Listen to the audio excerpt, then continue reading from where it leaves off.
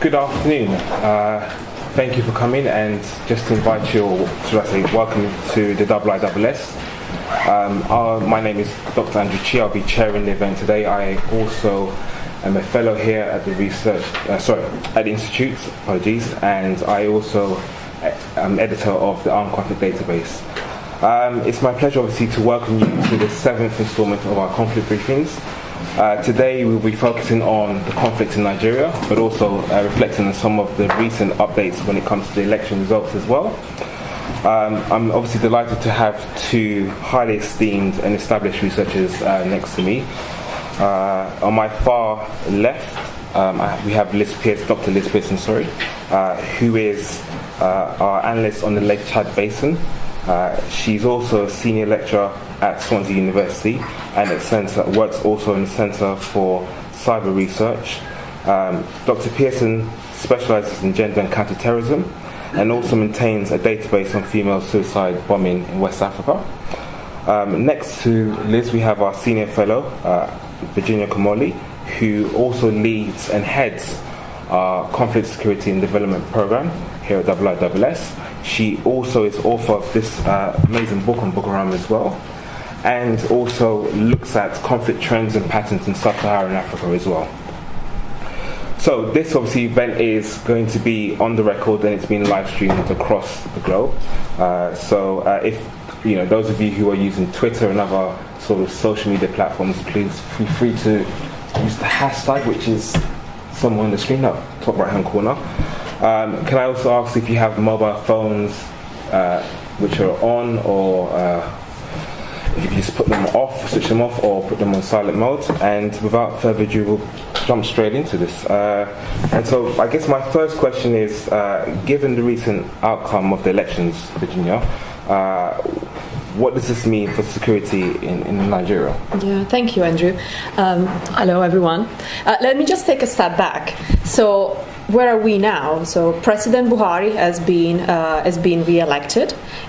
He won with a 57% majority over the main contendant, former Vice President Atiku Abubakar, who secured 42% of the votes.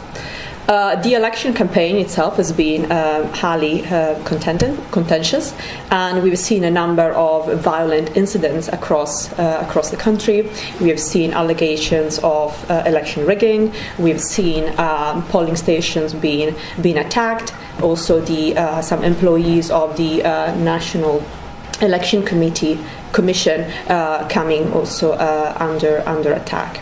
So also incidents of fake news. So really a very tense few months for Nigeria that has had an impact on security. So it's not just the outcome, but actually the election process itself has been very challenging for the country. As I said, lots of delays. Of course, the elections, as we know, were delayed at the very last minute, on actually the day they were supposed to happen, and we've seen plenty of logistical problems. These were also the elections that registered the lowest turnout in Nigeria's 20 years of democratic history.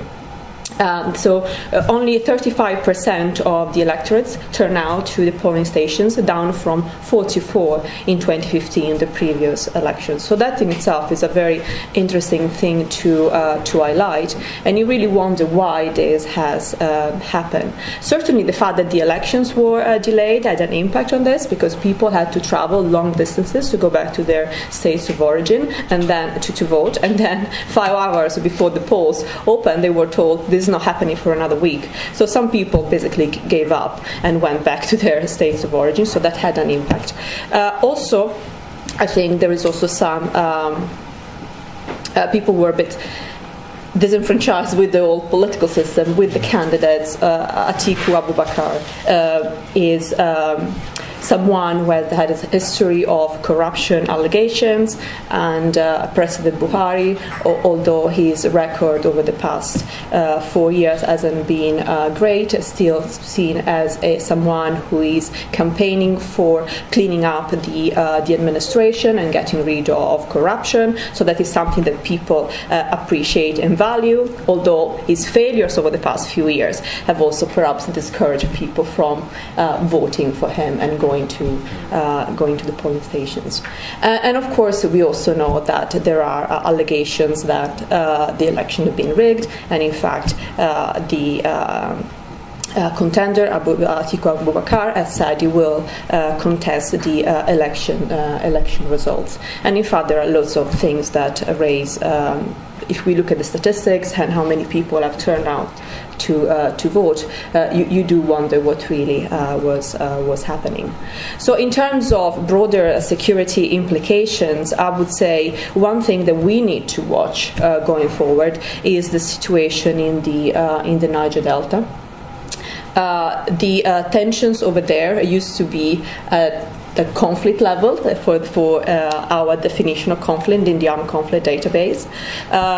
We have removed it in recent years owing to a significant decline in attacks, but we know that there are still a number of active groups in the Niger Delta region, which is the oil-producing region of Nigeria, that are active, and they've been very vocal during the election campaigns, especially the Niger Delta Avengers, who clearly said that had Buhari been re-elected, they would start attacking oil infrastructures, bringing down the oil economy. It has to be said that it's not the first time that they threatened to resume attacks, and we haven't really seen any significant attacks since January 2017. But that is something that we need to watch. They really, at least in their discourse, they believe that Atiku Abubakar would bring some transformation to the oil economy, and it would devolve more power to the Niger Delta region. So they have their hopes on him being elected. So I think we need to watch what is going to happen in the coming weeks and months on that front. Okay. I mean, I won't say too much on this question because you've just been very comprehensive.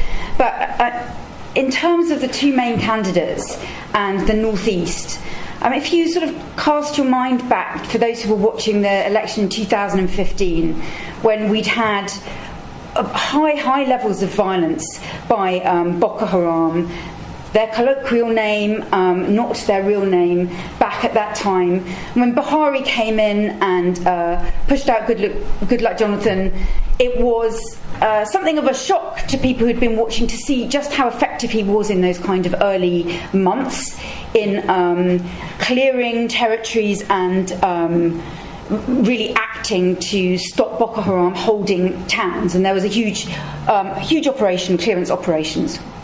And Operation Lafayette Dole was really successful until he declared, he technically defeated Boko Haram really quite early on. So his whole shtick for this election this time around was about that success. And that has been a refrain. And you hear that refrain from senior military figures repeating this same narrative. Technically defeated since this time. We're just dealing with the last kind of remnants of ISWAP, that's the Islamic State West Africa province. That's the problem now. Shekau's faction is kind of over. And Atiku basically saying, well, whatever Buhari's done, I'll do better, which you'd expect him to say without particularly detailing exactly how, talking about clearing up some military corruption, talking about investigating Amnesty International allegations, Amnesty International a thorn in the side of the Buhari government. But perhaps neither contestant made as much of the security situation in the northeast as one might have expected. Certainly Boko Haram factions, which I would say including ISWAP, that's what I would call them for this briefing, did not let up the pressure. They haven't let up the pressure for months. And we're going to talk later about responses, and very much what Buhari has been doing has been responsive for the past few months. There have been, throughout February and January, high-level attacks attacks, many on military bases. If the Nigerians can't keep the military bases secure, what hope is there for civilian areas?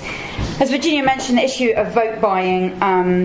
But essentially, on the day of the elections itself, there was also issues with security. There were attacks on Maiduguri, the first apparent time that ISWAP would claim attacks on Maiduguri, which the Nigerian army claimed was operational exercises, probably not really being bought by many people, that they would be doing something quite so reckless on the morning, that they're trying to get people out to the polls. But there's a lot that is the same. Playing down the threat, denying the threat at points, and maintaining this narrative that Buhari has maintained since he said that there would be technical defeat. So however Buhari goes forward, there hasn't seemed to be much promise of change, even though quite a few people and in the military themselves have been saying we need new strategy, and external actors, foreign interventionists who work and partner with Nigeria have been saying you need a new strategy to deal with the end of Boko Haram in the northeast. So what is the sort of security situation across the whole entire country, I guess, is my next question. Yeah, well, it's a very complex security situation across Nigeria, ranging from low-level banditry to transnational organized crime, insurgency, conflict, and anything in between this broader category. So it's a very challenging environment. We have two conflicts that are conflicts as we describe them in our work, the conflict in the Lake Chad basin, and also the conflict between farmers and pastoralists that is primarily in the middle belt of the country, but also expanding northwards and southwards. We also have remnants of, as I already mentioned, the Niger Delta crisis. So there are a number of groups there, even some new ones that are emerging. We also have some separatist elements in the southeast, especially the indigenous people of Biafra, that are not causing violent attacks, but the sentiment is still there, and their leader, who is now in Israel, Nnamdi Kanu, issues often statements through Radio Biafra, really seeking, continuing to pursue this independence drive. But really, let me focus on the farmers and pastoralists conflict. This is a conflict, it's one of the newest conflicts for our armed conflict database. Of course, the tensions between farmers and pastoralists are not new. We have seen cyclically the emergence of this phenomenon. Some of you might recall the riots in Jos in 2001 in the Middle Belt, and then in large-scale violence in Kaduna State in 2011. And in the past couple of years, we've seen a reemergence of this conflict that is, I think, a typical example of how climate change is actually compounding ethnic and religious tensions. The Fulani herdsmen, and this is not an attempt to stigmatize a particular ethnic group, it's just me recognizing that Fulanis owns most of cattle in the country, in Nigeria, and there are semi-nomadic tribes that are seeking, they need, of course, land and water for their sheep and cattle, and they enter in competition with farming communities, competition over resources. So these over the past couple of years, we've seen a number of incidents across various states. As you can see, there's a concentration in the middle of the countries, but also a number of other states have been affected, particularly Adamawa, Taraba, Benue, Nasarawa, and Plateau. And the tensions between these two groupings have also been compounded by the existence of a number of bandit and criminal groups that attack both the farmers and the pastoralists. So this is an ongoing challenge, and the government has deployed troops, and there are also some initiatives at the state level that sometimes actually are in in contrast with initiatives at the federal level. Well, I'll just have a quick whiz through the last year, the maps. I mean, there's the northeast, so most of the Boko Haram Islamic State violence is concentrated on Borno, Yobe, Adamawa, but also those border regions in the Lake Chad Basin, the far north of Cameroon. So this is not something which uniquely concerns the Nigerian government, and there's been multinational joint task force interventions in the region, a meeting last year in autumn of the Lake Chad Basin Commission because Buhari was so concerned about an upsurge in violence around the border areas. So Maiduguri gets inevitably a lot of hits, but as we go through, you see a sort of pattern of moving into that sort of the confluence of borders in the Lake Chad Basin region. So this is not, I'm sure you've all heard that the technical defeat is very much semantics. This is if you're living in the states affected by the conflict, you are a civilian trying to go about your business. If you're a logger, if you're a farmer, you are at risk in fields of being attacked.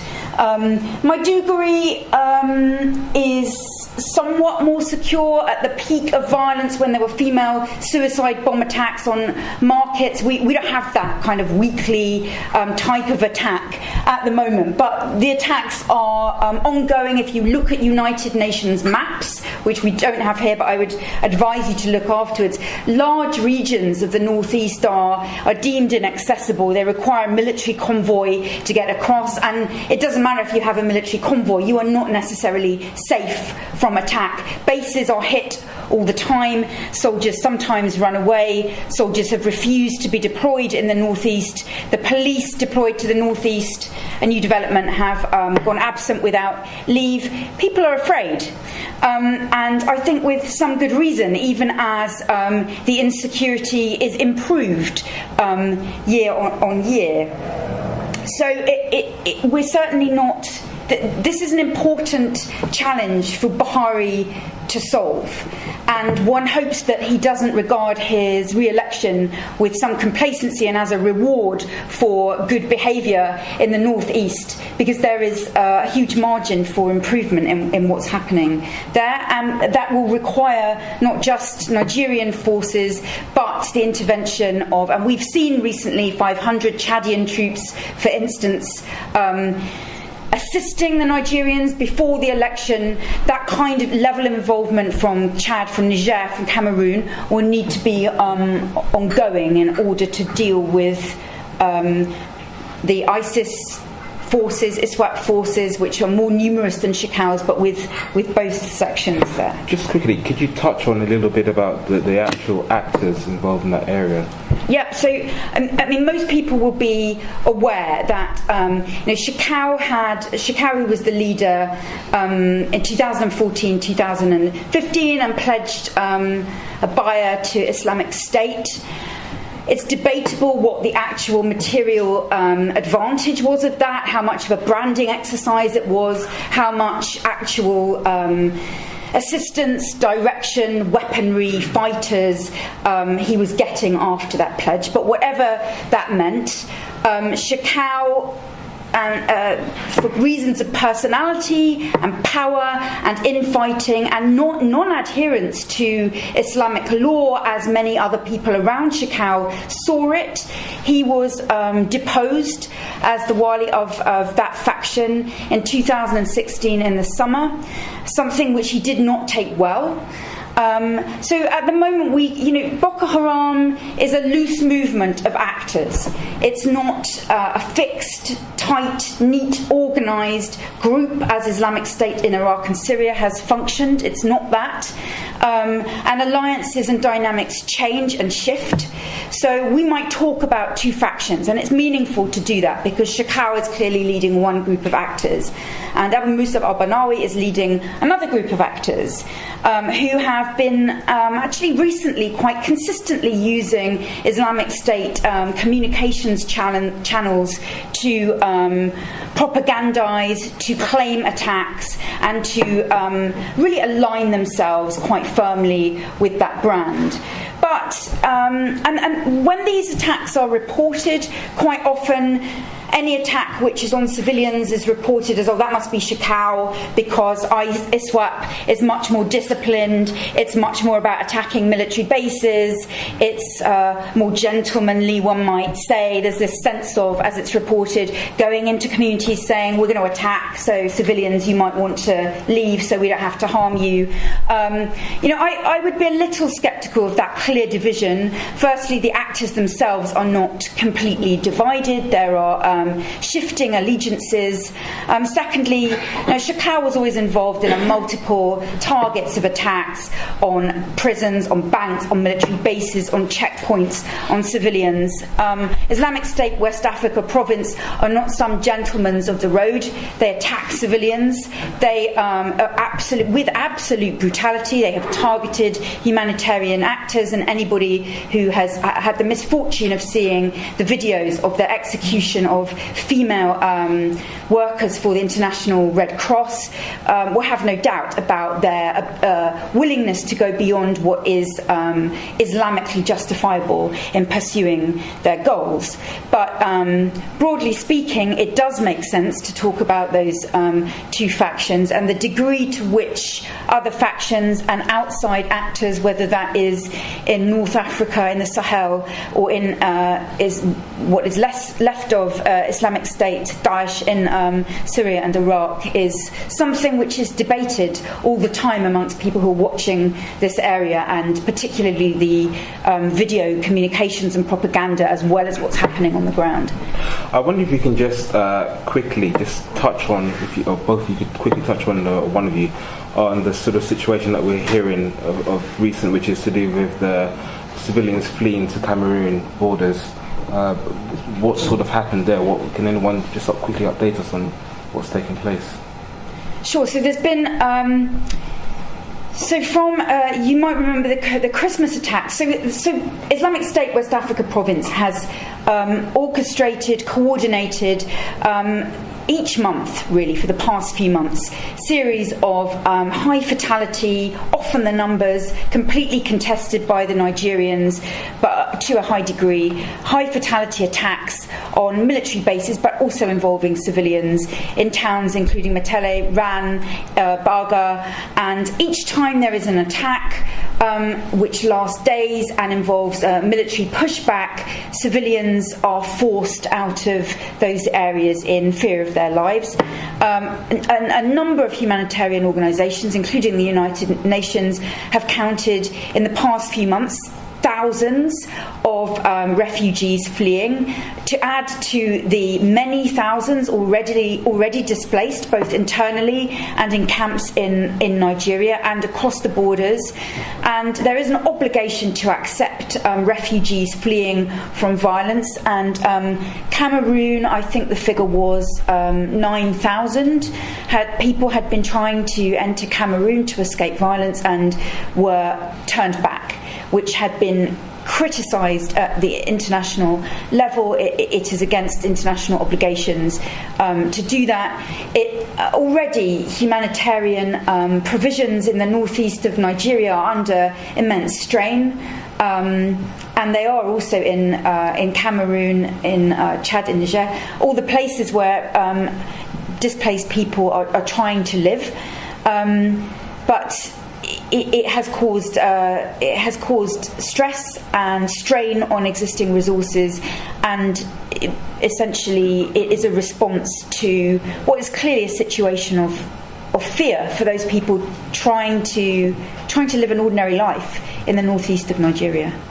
And what is the sort of humanitarian situation at the moment within the country? Yeah. So I think also I wanted to add that the example you just cited about people fleeing to Cameroon, just read the top of the iceberg, because I think the entire conflict has been characterized by high levels of human displacement, usually in terms of internally displaced people, because that's really the vast majority. And you can say the same, albeit to a smaller extent, that is also happening with regard to the farmers and pastoralist conflict. People get displaced by the violence, and by especially with regard to the people who end up in camps, although they are not the vast majority, because the vast majority, and this is a global trend when it comes to human displacement, the vast majority of people end up living in local communities, putting additional strain on usually already limited resources. That these people are highly vulnerable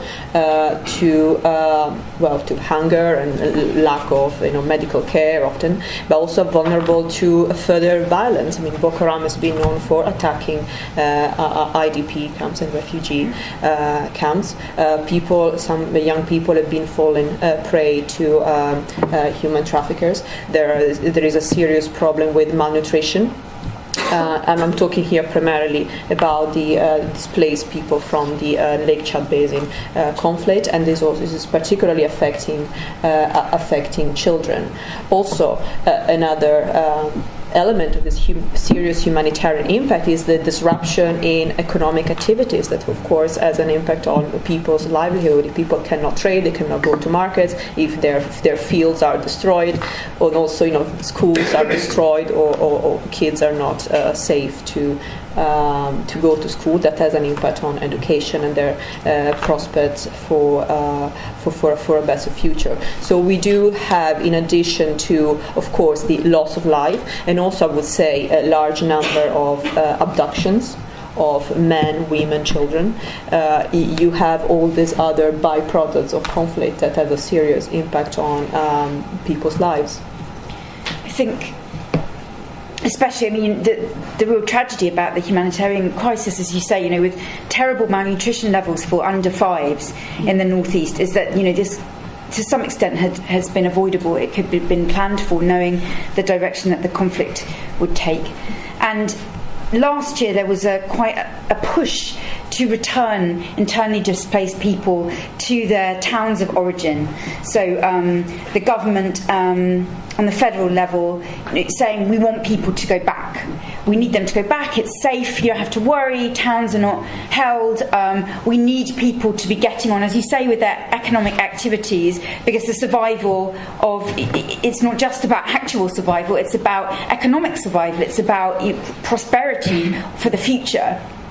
And so there was, pressure, some would say undue pressure on people to return, a premature pressure when these areas were not secure, and the ongoing. There is no chance to consolidate a life in your town of origin when there is continued and ongoing and an upsurge in violence. And it doesn't matter if Islamic State says, well, we're not targeting civilians, because actually they are targeted. And they feel targeted, and they clearly feel fearful. And before the elections, you had in Yobe the state governor saying, don't flee, don't escape. We need you to stay and vote. But clearly, people did not feel secure, and a number of polling stations closed and moved and relocated to try and ensure people did vote because of insecurity, but not just because of insecurity, but because of perceptions of insecurity and how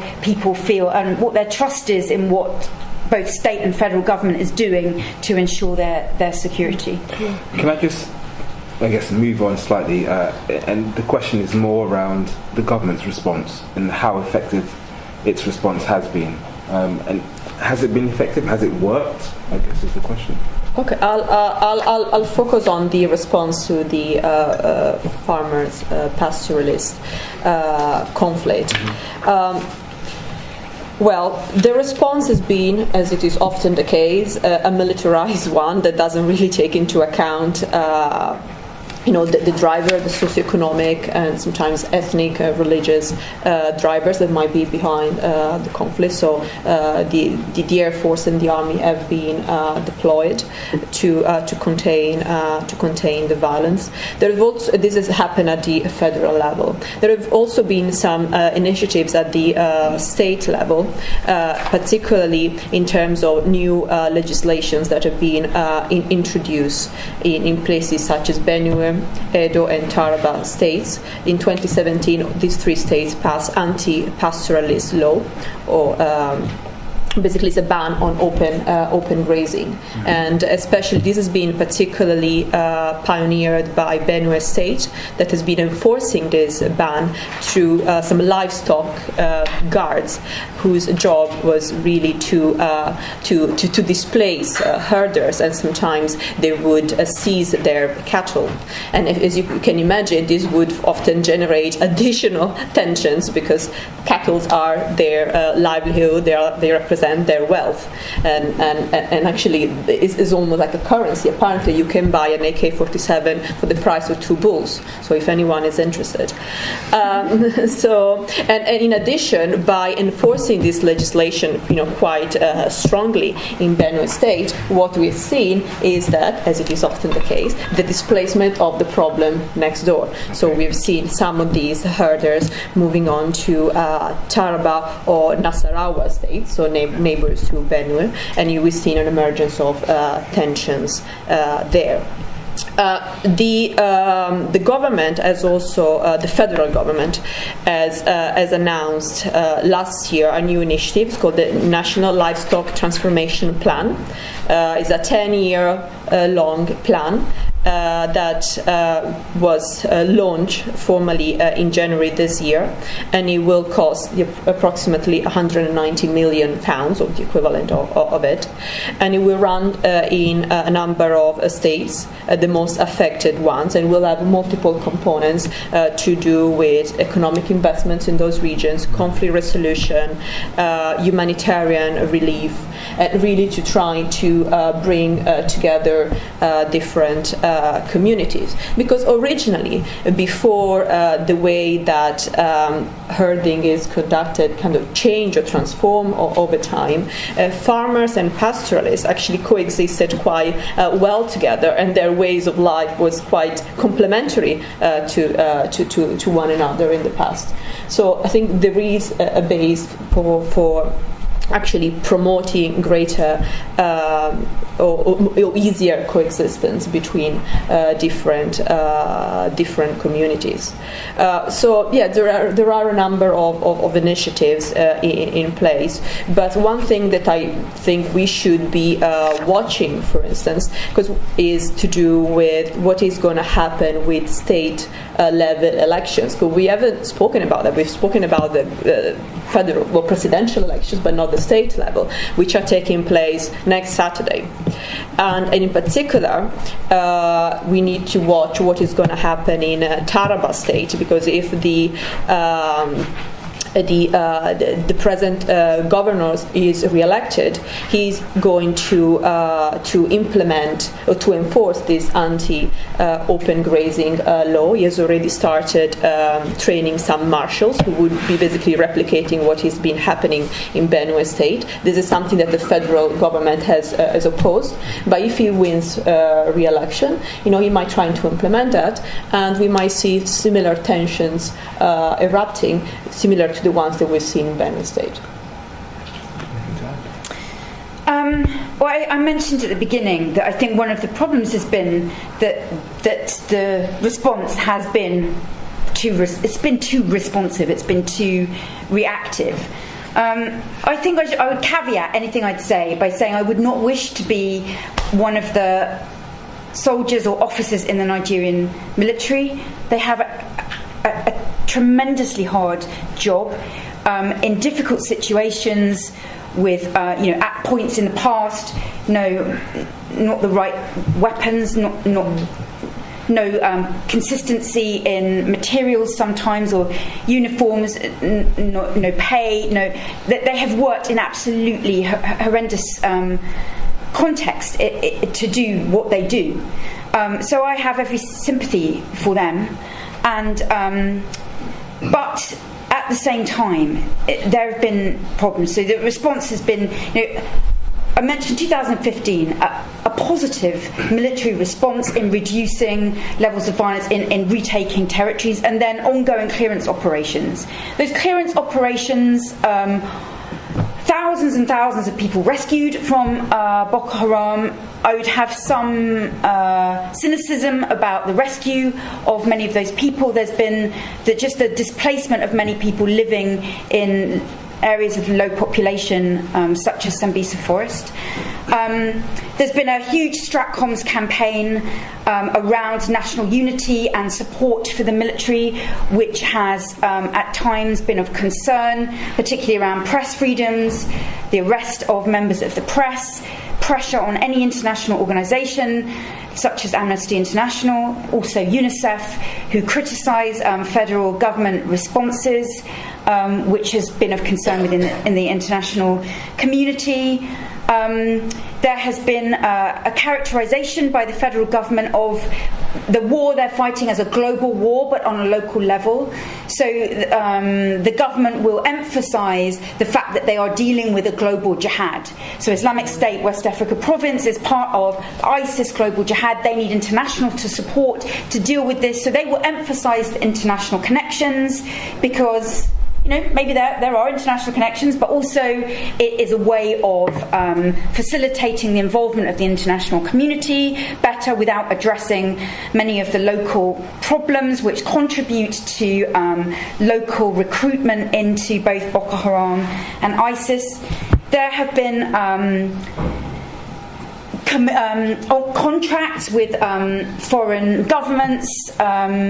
So even as they're saying Boko Haram is technically defeated, we need to buy more aircraft in order to wipe out the last remnants of Islamic State and Boko Haram. And they have had support from the states, who's also invested in Niger quite heavily, China, Jordan, countries that have concerns around Islamic State generally, not just in West Africa Province. There's been also things like Operation Safe Corridor, de-radicalisation programmes. There are soft, I've worked with the Nigerians on countering violent extremism programmes. 4 years ago I was there working with them with ONSA on that. I don't know how swiftly that is developing. My feeling is not so swiftly, and the problem is now, not in 2021, or So there are a variety of different approaches being used, but I think there really does need to be some really clear strategic thinking about the way forward, and that has to involve, and it has involved, to be fair, other actors in the Lake Chad Basin region and the multinational joint task force, because this affects not just Nigeria, but there's a lot of movement across the borders, and it has to be a joint strategy. I have one last question, but what I want to do is open the questions up to the floor, and if anyone has any questions that they want to ask, if you just please raise your hand and introduce yourselves and your affiliation as well, if possible. David White, I'm a journalist. Could I just take you back to the international connections we were talking about just now? There was a lot of talk about these about 5 years ago, about connections with jihadi organisations in Niger and Mali and other places. Has there been any significant evidence in terms of movement of arms, people, money? Are we taking one at a time? Any of it. Yeah. Okay, has there been? I think that depends who you talk to. There's quite. People who watch this conflict know that there tends to be a division of analysis between those people who regard jihadism in northeast Nigeria as a local phenomenon with predominantly local roots, and the ISIS international connections as a red herring, which is expedient for people with particular political motivations. And then there are those people who believe that this is a really important arena within an international jihad, and it has been since before Daesh. It mattered to Al-Qaeda, and has mattered in the broader picture. Now, I would sit myself, I don't see why it has to be one or the other.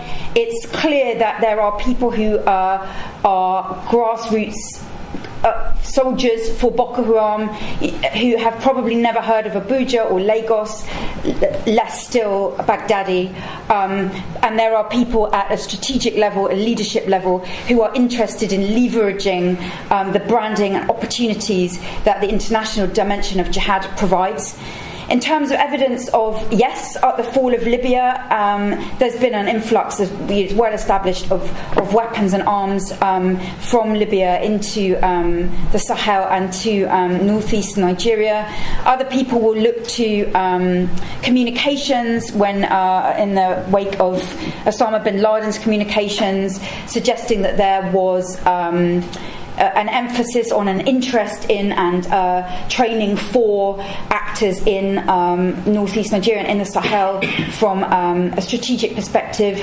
Many people are, we've been focused on Daesh for the past few years, but Al-Qaeda, Daesh struggles are played out in both West and East Africa, and they matter. Al-Qaeda has not really gone anywhere. Al-Qaeda still matters. So the international dimension, I think, is important. It's not everything, and it would not explain why one person from one village goes and fights for Boko Haram and then returns to their community. No, but does it explain other things going on at leadership level and at a more strategic level? For sure, I'm sure that this is not happening in a vacuum. This is happening in a context of international jihad. And if you talk to people who are not Nigeria watchers, but who are Daesh watchers, they will talk about the ways in which Islamic State manipulates and utilises the West Africa conflict to claim attacks, to keep, this is a period of huge instability in Iraq and Syria. People will be looking there's plenty of other conflict theatres. There's Indonesia, there's the Philippines, there's Libya, there's West Africa. How people would get there very easily, not the easiest theatre of conflict to access, but already, there are people arguing online about whether videos recently released feature Caucasian fighters with Boko Haram or not. There's been rumours, talk of light-skinned fighters in Boko Haram for a few years. Personally, for me, quite a long time. You would think some of these people would have been identified. I mean, you think the bodies would have been found, and I think yes, you would think that, yeah.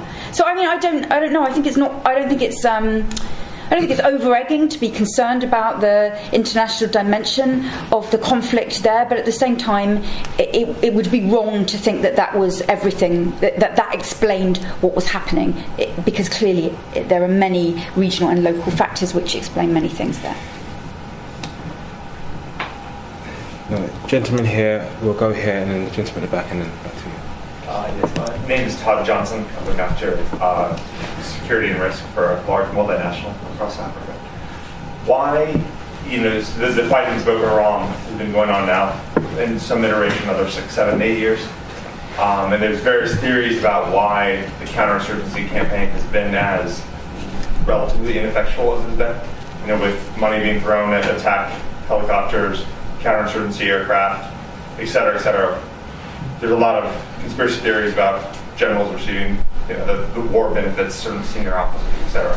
Why has the military not been able to more effectively just launch a counterinsurgency campaign? It's not an urbanized area, right? It's not, obviously the hearts and minds are not a feature of Nigerian army strategy. So why haven't they been able to effectively shut down the insurgency? Is it as transactional as the fact that certain military leaders benefit from the conflict? I'd love to hear your thoughts about that, the actual tactical level capabilities. I'll take a few more. Okay. Yes, I'm the High Commissioner for Ghana. Well, it looks as if threats of those jihadism, Boko Haram, is now moving to Burkina Faso, and Ghana shares the northern border with Burkina Faso. 2 years back, there was also an attack in La Côte d'Ivoire. So to what extent is the phenomenon of jihadism that surfaces around northeastern Nigeria moving towards other Muslim parts of neighboring West African countries? Yep. Hi, thank you, Tony. Mike again with Shell. I know it's been a good few years since there was an attack either by Boko Haram or outside of the sort of northeastern tip of Nigeria. And do you get any sense that there is motivation within either group at the moment for kind of looking beyond that region, kind of looking towards Lagos, Lagos, Abuja, Kano even, or do you think the conflict has been sort of effectively contained within sort of Borno and Lake Chad, basically? And then the last one, I'll take one more. Thank you. I'm just retiring Cabinet Office. As I'm interested in the sort of prospects, and I think since July you've got this sort of paradox of a declining security situation in the northeast, and yet the government claiming that to all intents and purposes, it has won. And so it's in a difficult position because it can't really invest significant increased resources in the northeast without appearing to contradict itself. And I slightly wonder, what do you see as the prospects for sort of government intervention in order to address the declining security situation, and will there be any sort of transformation in its approach? Linked to that, if you mentioned the Delta earlier, or farmer herder crisis, I'm particularly concerned about the Delta. If you have a return in the Delta to violence at levels that we saw, say, in 2008, what likelihood is there that the government would draw down forces that it has already in the north to address the security situation there? I think we should just pick and choose, and so we don't have to go. Yes. I will start with the question on Burkina Faso, Côte d'Ivoire point. My understanding is that what we are seeing in those countries perhaps is less of a byproduct or spillover of the Boko Haram insurgency, and more of a spillover from the Mali broader Sahelian conflict, as well as homegrown radicalization. We have seen, for instance, with regard to the attacks in Côte d'Ivoire, there was a connection to jihadist groups in Mali. With regard, Burkina Faso is of great interest to me, which has been for some time, because I think it's a fascinating combination of homegrown jihadism in the Soum province, in the northern part of Burkina Faso. So it's this north-south divide, and also ethnic tensions that we see in the northern part of Burkina Faso. So that's very much homegrown. But we also see the influence and spillover of what is happening in Mali, that is fueling Ansarul al-Islam, the main jihadist group there, which again is a homegrown one, but the leader of the group is himself related to the Malian insurgency. So you see how these things, as you rightly pointed out, are spreading across national borders, and indeed it is on those border areas that the G5 Sahel Joint Force is really concentrating its effort to stem the movements of jihadists, but also criminal networks. And it's also interesting how in countries that are usually perceived to be jihadism free, for instance, like Senegal, that you see from time to time, or you hear from time to time, of terrorism-related arrests and trials, and rumors that there might be some elements that are attached to some more established jihadi outfits that are trying to establish cells in those countries. So it's a very interesting regional melting pot of transnational and localized groups. With regard to the Niger Delta, I think one of the problems that the government is already contending with is spreading its military resources across all these multiple crises that we have mentioned, and that is clearly evident in the government's response to the farmers' pastoralist conflict, because so many resources are indeed devoted to what is happening in the northeast. So what is the likelihood of a large deployment in the Niger Delta?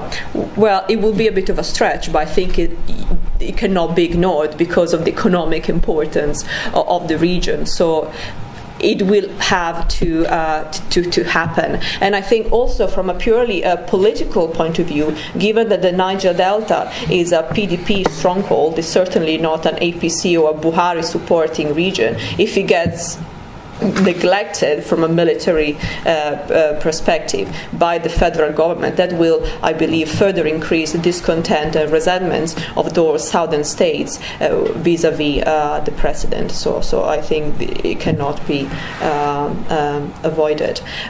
2 cents on why the counterinsurgency hasn't been effective, and I'm sure Liz has more to say. I would just pick on one thing. There have been multiple reports of embezzlement, and the former national security advisor ended up in prison for that. So although the defense budget has been increasing regularly for the past several years, not all the money that has been allocated actually ends up supporting the soldiers, as Liz discussed earlier. If they don't get the weapons, they don't get the ammunitions, etc. So certainly that has an impact on their effectiveness and their morale, because there have also been cases of mutinies and soldiers shooting at their commanding officers' vehicles in the past because they feel forgotten. So I think that is one of the many facets that would explain why success has been limited. But I'm sure Liz has more to say on that. What time are we finishing? It's fine. Well, why haven't they? Isn't that the multi-million naira question? There's so many. Maybe it'd be easier to sort of look at what they do right, but this is not. Let's face it. This is not an easy problem to solve, and no country has solved terrorism. Even if you look at the countries that have got, you look at Northern Ireland, which is a kind of example of how to do a peace process. There's violence in Northern Ireland. There is not an end to conflict. So one of the key things for any government seeking to deal with terrorism is what's your end goal? Because if it's the eradication of terrorism, you're going to have a hard job hitting that goal. If it's, something like the war on terror, this huge existential, global fight, that's not going to end. That war is never going to end. We don't expect to eradicate crime, so maybe the goals have been a little bit too wide, is one thing. The second thing is that we're talking about a vast space, which is difficult to. I'm told you fly over and you see hardly any people. You need intelligence on the ground to tell you what is going on. And if you are not trusted and you do not have authority or validity as a government or as a military in these areas where you need cooperation, you need intelligence, then your job is going to be 100 times harder than it needs to be. And I said the caveat of the military has a hard job. In many instances, unfortunately, the military has been carrying out abuses and atrocities which have not helped it to gain trust with populations, and that's a problem.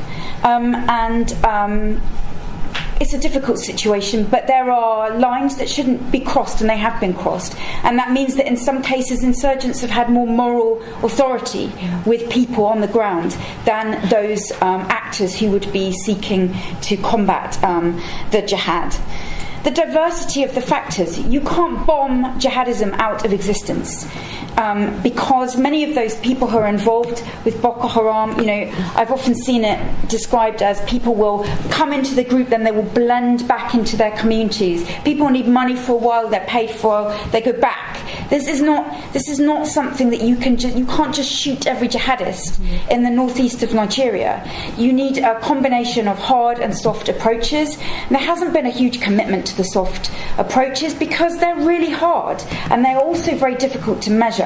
You can measure bodies, although not that we see them being actually measured very often, but you can get a body count, but it's quite difficult to get a count for any government of the success of soft strategies.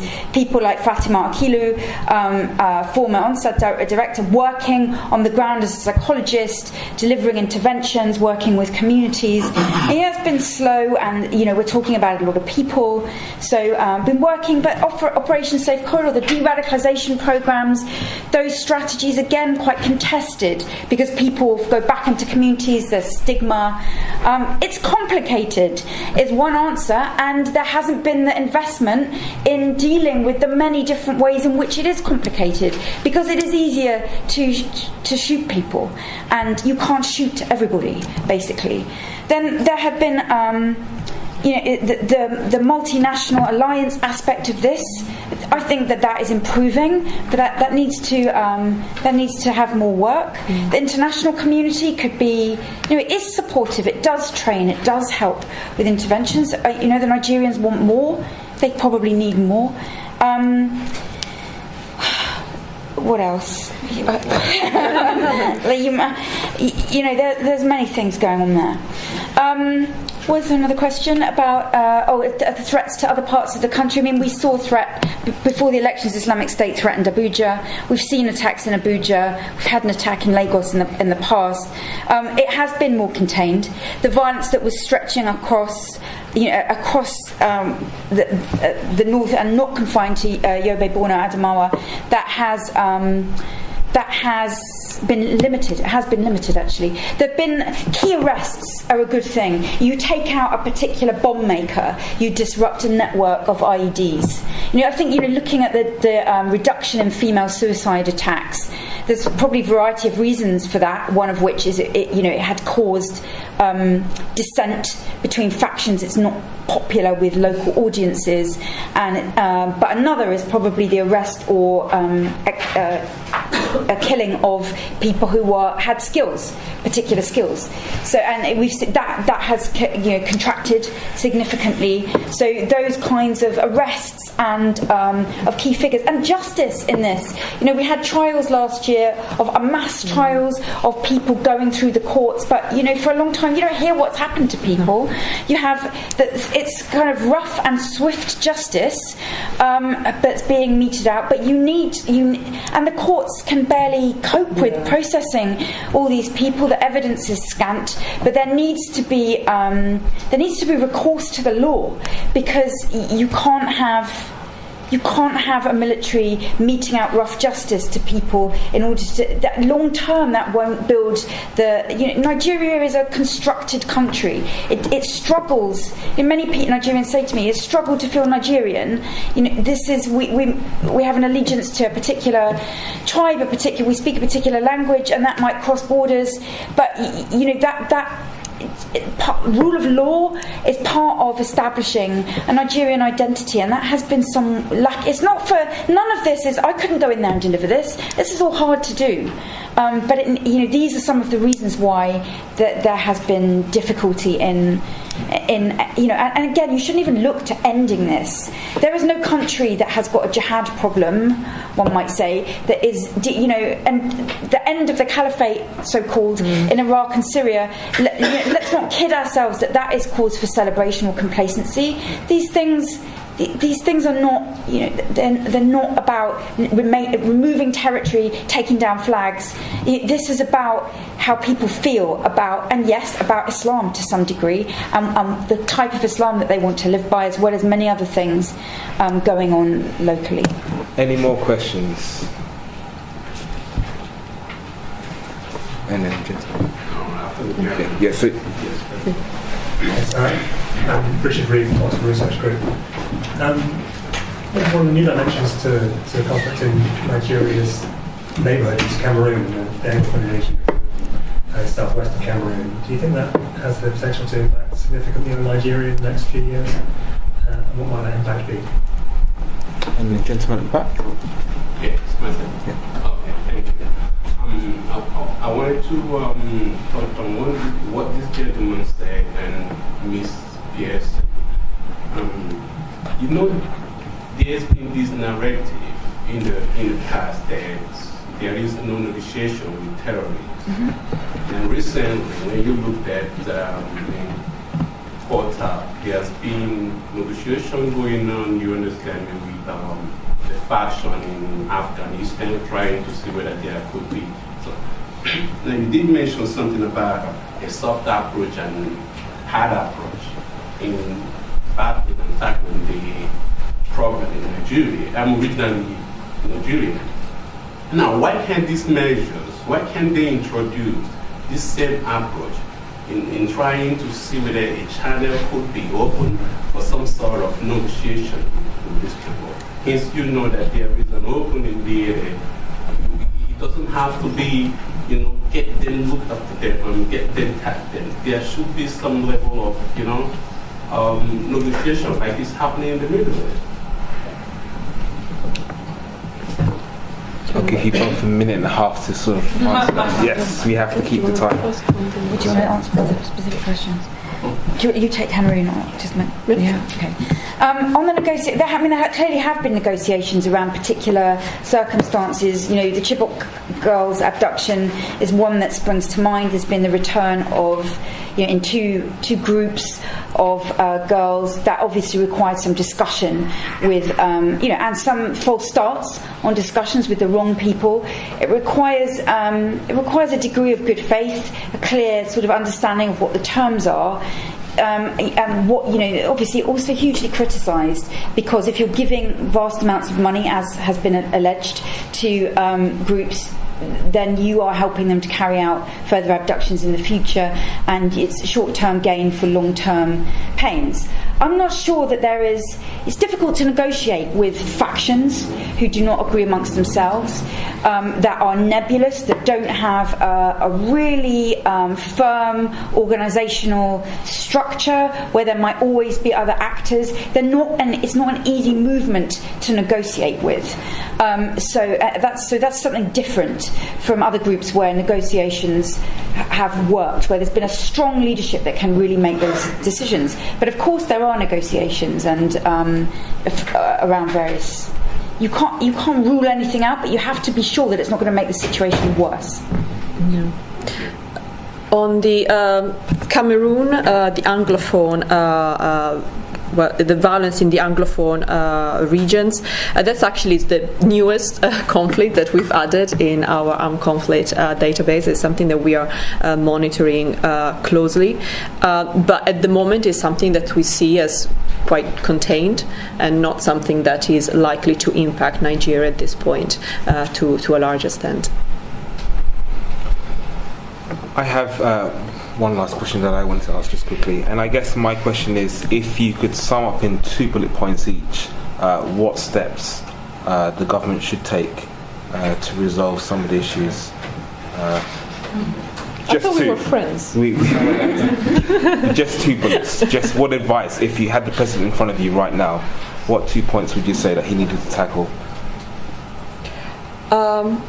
Well, I would advise President Buhari to look at the map of the Nigerian election results and actually realize that, yes, he won. It wasn't a huge majority.